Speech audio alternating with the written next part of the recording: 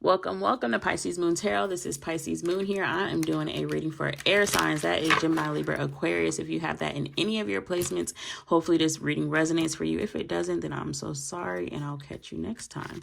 I know I've been not putting out a lot of reads on here. I've been so busy. School is wrapping up, so once this last semester is over, this is not my last semester, but these last couple of weeks in this semester is over, then I'll be on here pumping out a bunch of reads. So air signs, I feel like you could have been in a rush somewhere because I feel like I'm rushing and I don't have a reason. Look, you rushing to get there.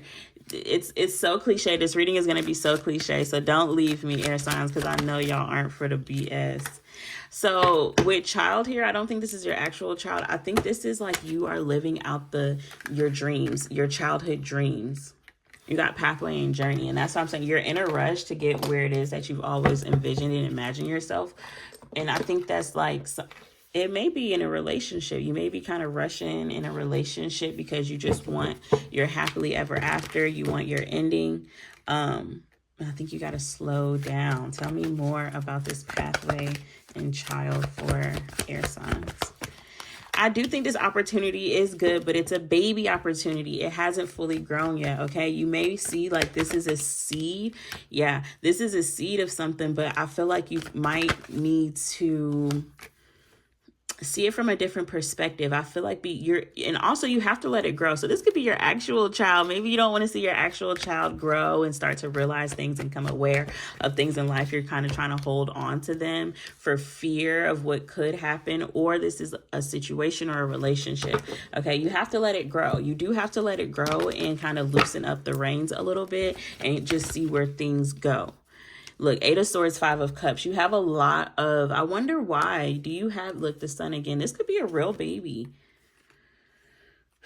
This could really be about your child having to go away, or your child growing up, or your child kind of entering a new stage of things that you're worried about. Or this could be, honestly, I think this could apply to a lot of aspects in your life. Maybe this is your children. Maybe this is you starting a new job. Maybe it's like you already just want to be at the ending of something because you're like, okay, I just need to know how it ends. You might be the type of person, air signs, that read the end of a book. You don't like to watch new shows because you're scared of what could happen. Yeah, you're afraid of getting that return of your investments. So you want to see what is the ending going to be like right now. That 5 of Cups is heavy on you. You got a lot. Look, repeating. You feel like you're doing the same thing twice. Let's see, are they? Is this going to be... No, this is something new. This is a whole new thing. Yes, it feels the same. Yes, the risk of investment is still there. Okay, but I do think that you're focusing on too much of the bad instead of what you have left here with the 2 of Cups. You need to be, and if this is a situation where it looks a lot like, or you're giving someone a second chance, or you're giving a job a second chance, or even just with raising your kids, because I feel like that's somebody's story here too. Like, you have to, don't think that the same thing is going to happen if bad things happen with your first child or something at the store. I don't want to get too much into that because I don't want to trigger anybody, okay? You are self-sabotaging yourself. You are self-sabotaging, period.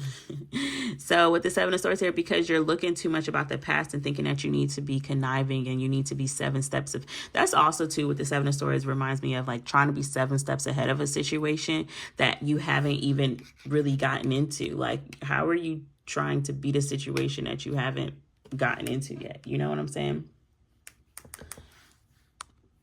So, yeah, I feel as though, don't try. I always call it, too, that's so Raven effect. Look, that's my confirmation card, so I'm right on point. 10 of Pentacles. I think you have strong connections to divine. You have strong connections to your ancestors. You know what plan you have for your life. You've planned out your entire life, right? And I just feel like sometimes you can't know everything, and you don't need to know everything because you might mess up a situation by trying to influence it. Air signs, you guys are going to get a card from my new deck that I haven't really used yet, and I don't really know how I should use it, but I'm obsessed with it. So let's see.